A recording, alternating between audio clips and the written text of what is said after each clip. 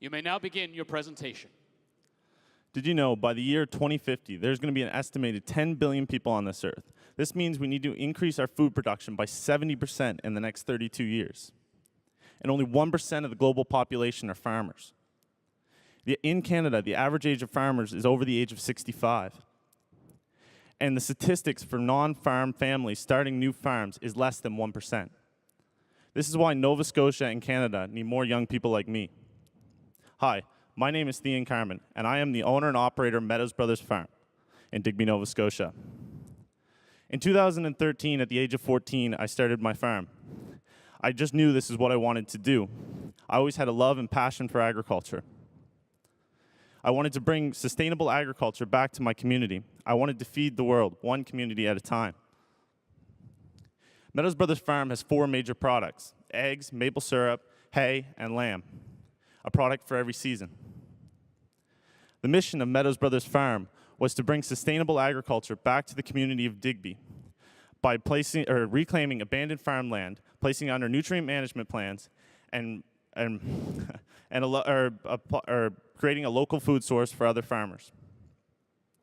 Soon after starting in the agriculture industry, I soon realized the blunt reality of things.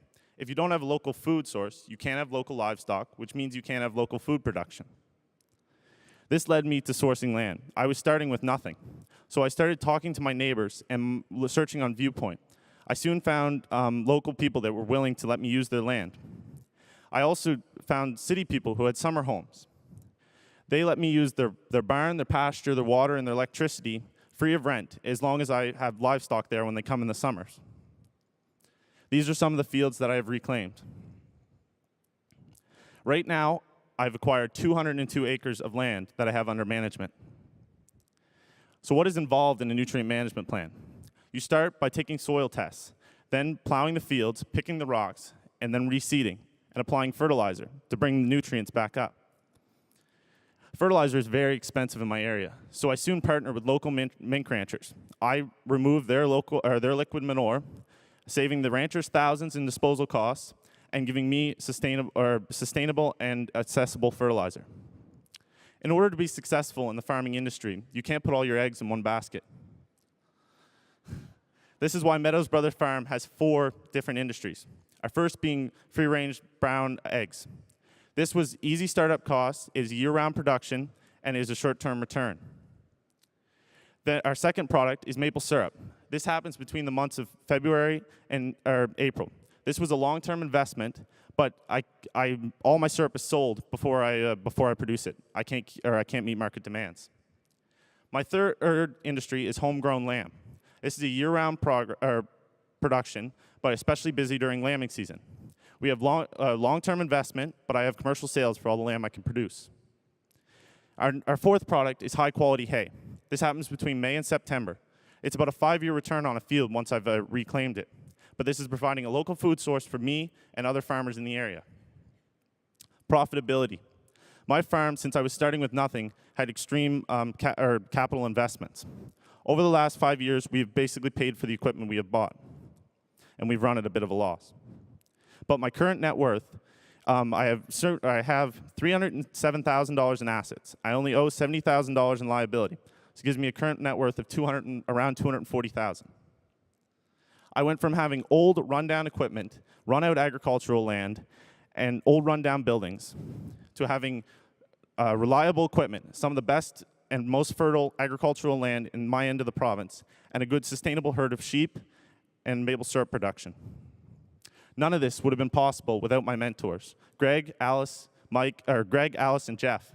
They know everything agricultural, and they knew all about the markets. None of this would have been possible without my business partners, FarmWorks, Class Populaire, and CBDC, the only ones brave enough to take on a 14-year-old. And also my professional services, my accountant, my lawyer, and especially my mechanic. Community impact. I'm changing the ecology of the land, bringing it back to beautiful farmland. This is increasing tourism in my community. As you put the bay with the farmland, it is a beautiful scene.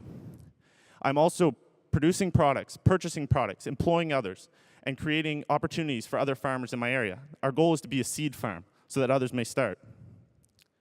We also provide local eggs, maple syrup, and lamb for the community. I brought a lot of media attention to my community, as there's been articles done on me showing that we're an agriculture community, not just a fishery. This is returning us to our heritage, and we are also helping the environment by doing proper crop rotations, reducing the carbon emitted into the atmosphere. Over the next 5 years, we're hoping to construct a new barn this summer, and then increase our breeding stock to 300 ewes, increase our maple syrup taps to 5,000, and to change from farm gate sales to selling at the local farmers market, and continue with our crop management, and purchase a round baler. Thank you, and I hope you enjoyed my presentation. This is Meadows Brothers Farm.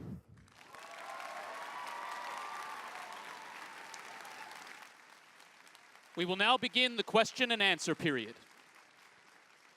Judges, please raise your hand if you have a question, and a microphone will be brought to you.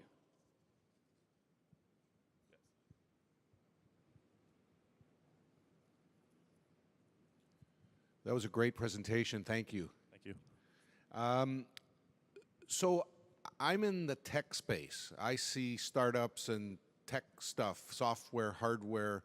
Where's the tech here? I know that it's not necessary for farming, but I'm seeing a lot of ag tech and other solutions that are increasing yield of land and making land more sustainable. So I'm just wondering what your plans are in terms of technology to help your business grow. I'm planning on turning over to the technology and stuff, but for a basis of technology, you need special servers and other things in place. And since we are one of the only farms in our area, it is kind of hard to get the companies to invest their money in setting up the special tech equipment needed to run different fertilizers, spreaders, and GPS in our community. So the more farmers that we can get there, hopefully we can get on this technology, because this technology is actually starting to change the farming industry, and I definitely want to get on board with it. Did I understand that you're the only farmer in this area? And if so, what are you doing to encourage other people to farm? And then lastly, what's your constraint in terms of farm land? Is there lots to be had, to be bought, to be partnered? In our community, we are not the only farm, but we are one of the only farms. There's very few in our area. There's tons of land in our area that is being unutilized, mostly because the younger generation or the older generation had retired and the younger generation did not want to take it over. This is giving us lots of land chances to expand. A lot of the older farmers are willing to sell to me at a lot less than cost to what the land is worth. Because I am a young person showing interest, I actually have an opportunity to buy 265 acres at $500 an acre, which is a lot less than market value. What was the end of your question there, sir? Bless. It was along the lines of land. Is there a constraint in terms of your ability to grow your farm based on land? Obviously, you need land to grow hay, but less so for maple syrup. Yeah. What's your constraint on growth? We have basically in our area, if we keep developing, if we have the money, we can just keep growing. And when it comes down to helping other farmers in the community, by creating a sustainable food source there, other farmers are also able to grow. I don't want to be the only farm in the area. I want to have people farming right next to me. So I'm building a seed farm to get the equipment there and what is needed to do so. My question was somewhat related. You mentioned the constraint of land, but beyond land, what other constraints do you find your business facing? It's always exciting to hear from an entrepreneur that has unmet demand for their product. That doesn't happen every day. What holds you back from being able to do that beyond the land itself? Other problems that we're having is just getting the equipment in the area. This was one of our biggest problems. Because there's no other farms in this area, we cannot even lease equipment to use. All equipment has to be brought in from an hour to 2 hours away if we're willing to lease it. So it does not make it practical for us. So we've had to purchase a lot of the equipment. A lot of it secondhand. We'll never buy anything brand new. But yeah, so we secondhand. And this has been, or now that we've acquired all the equipment that is needed, it's actually running pretty smoothly, the operation. The only constraint we have with sheep right now is we don't have a building to put them in. So that's where the expansion of the new barn this summer is coming to play. And along the lines of Sugar Bush, we have room to expand. Like we said, we're only at 1,200 taps, and we're going to 5,000. That's about how many is on the piece of land that we own. But it's just having that capital to put, or that capital to put into the industry. I don't have access to it at this moment.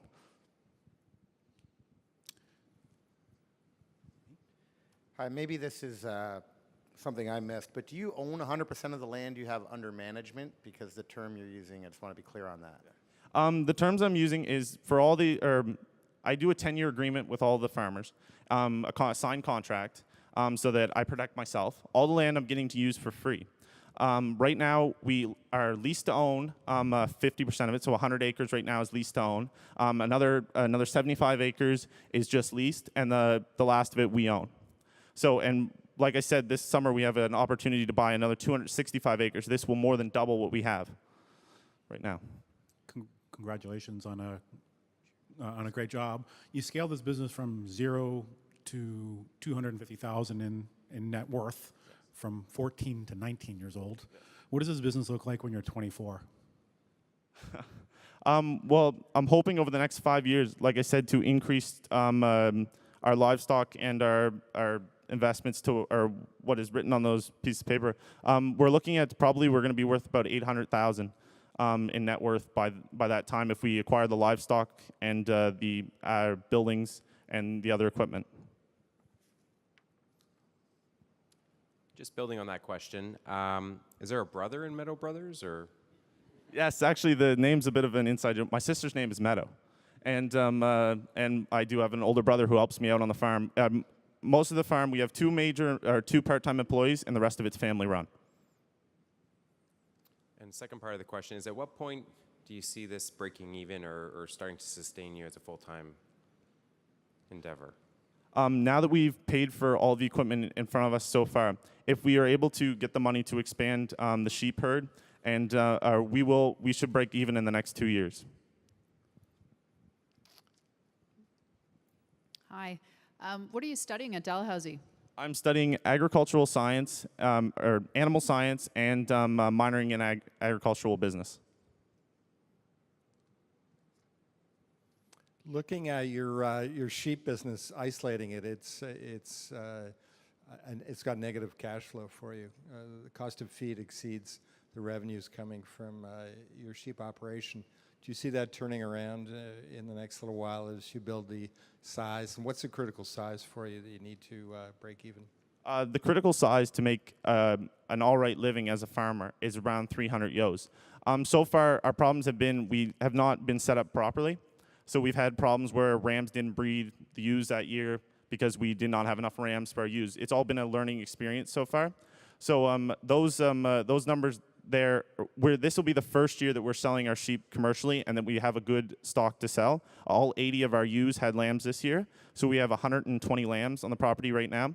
And in the previous years, we've only, out of the 40 that we had, sheep that we had to lamb, we only lambed about half of them due to error in our fault. Yeah.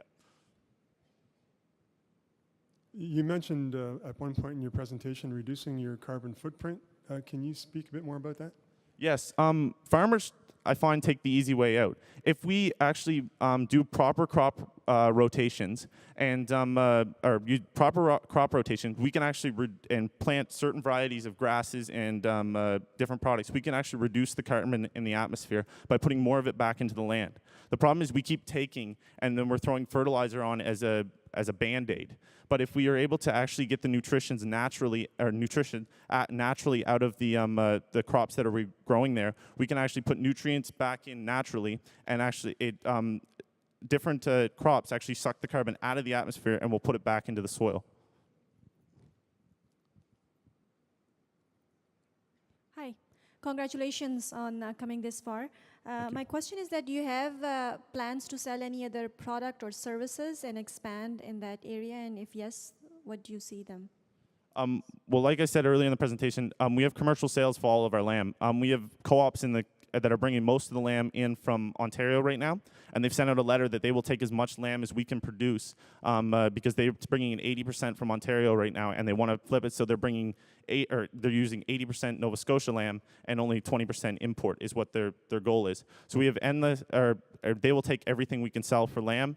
Maple syrup, like I said, everything is sold before we even produce it. I have sales for next year, and we just finished the season this year. So I've just, as I increase in there, the sales are there.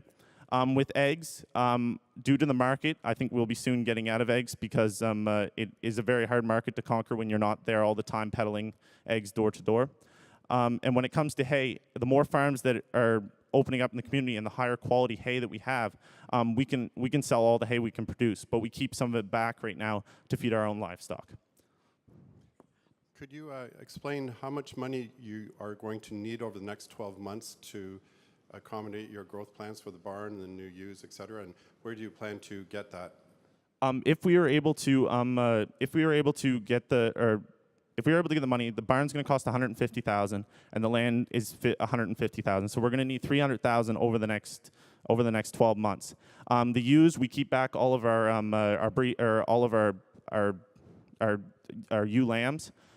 So we're going to slowly increase them naturally over the next 4 years, as well as we'll probably, if I get opportunities to buy good breeding stock, because I'm very picky with my breeding stock, we will probably purchase some sheep in the near future. So we need to expand over the next 12 months. We're going to need about $300,000. So I'm just wondering, in terms of labor cost, I see $200, but so you haven't actually been paying yourself? No, I have not been paying myself so far. And what about the family members that are your sister and your brother? Family does not get paid at the moment. Only part-time employees are getting paid. The people I hire as employees, they are getting paid, but the family is all volunteer time at the moment. Okay, and the support, the three people that you referenced as mentors, they're just volunteer mentors, including the accounting costs? The accounting costs are, I do pay my accountant, but the mentors that I mentioned, they are all volunteer. They love to see a young person in the industry, and if I have any problems, I call them any time of night, any time of day, and they're more than happy to pick up. And 9 times out of 10, they know more than veterinarian in my area, so I call them before I call a veterinarian. They want to see me succeed, so they are backing me 100%. Hey, Thian, it's a related question. If you're not being paid currently, it seems like, or I'm curious the extent to which you see this as potential to inspire other young people to consider taking up farming. And if you do see it that way, what are some things we can learn from your experience to encourage other young people to look at farming as an option, and that could that come from something like this?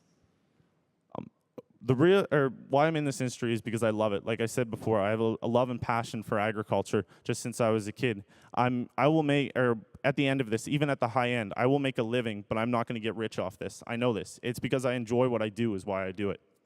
And to get more youth involved, I'm actually starting in my community. We have an O2 class that comes and joins me. It works good for me, free labor, but they get experience to different sides of agriculture. Most of them think groceries come from a store. They don't know that it comes from a farm. So the more we educate young people about farming, we are able to bring more people into the industry. This is where I'm getting quite a few people contacting me. Do you have any jobs open for the summer? Just students that want to learn more about this agriculture opportunity. And I'm betting I can bring more of them into the industry. Given that this is your passion and you are quite young, what is your exit strategy? Can you elaborate on what you mean by exit strategy? Well, I mean, you've got the opportunity to scale and grow the business. At what point do you decide that you've grown enough? Well, I'm growing. I've got my numbers and where I'm going to max out my maple syrup at 5,000. My use to making a good living is 300 at the time, but there is no limit to where we can go. It kind of, with we're going to probably run with the market as best we can and what land we have available to us. That's kind of our biggest thing is we need feed to feed our sheep. So we can keep growing as long as the market is there and we are able to get the land. So right now, our goal is set at 300 is where we're going to stop at because we know we can make a living at 300, but we can increase depending on what the market is doing, and yes.